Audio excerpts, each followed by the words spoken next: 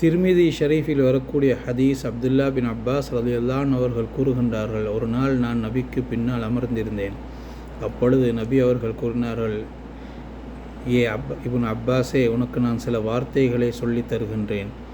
இஹ்ஃபதுல்லாஹ யஹ்ஃபதுக, அல்லாஹுடைய கட்டளைகளை நிறைவேற்றுங்கள், பாதுகாருங்கள், அல்லாஹ் உன்னை பாதுகாப்பான்.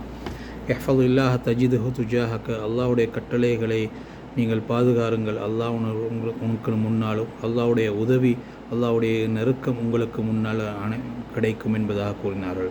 அதே போன்று இதா சால் தஃபஸ்அல் இல்லா, எதை கேட்டாலும் அல்லாஹ் இடத்தில் கேளுங்கள். வைதஸ்தான் தஃபஸ்தைன் பில்லா, எந்த உதவியை நாடினாலும் அல்லாஹ் இடத்தில் நீங்கள் உதவியை தேடுங்கள்.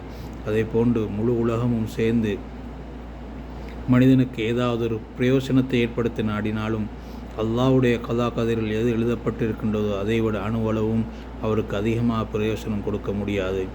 முழு உலகமும் சேர்ந்து மனிதருக்கு நஷ்டத்தை ஏற்படுத்த நாடினாலும் அல்லாஹ்வுடைய கலா கதிரில் எது எழுதப்பட்டிருக்கின்றதோ அதைவிட அதிகமாக எந்த ஒரு நஷ்டத்தையும் மனிதனால் ஏற்படுத்த முடியாது. எல்லா ஏடுகளும் அப்படியே காய்ந்து விட்டது, பேனைகள் உயர்த்தப்பட்டு விட்டது. அதாவது அவருடைய கதருடைய முடிவுகள் அனைத்தும் எழுதப்பட்டு முடிந்து விட்டது என்பதாக நபி அவர்கள் கூறினார்கள். ஆதாரம் திர்மிதி.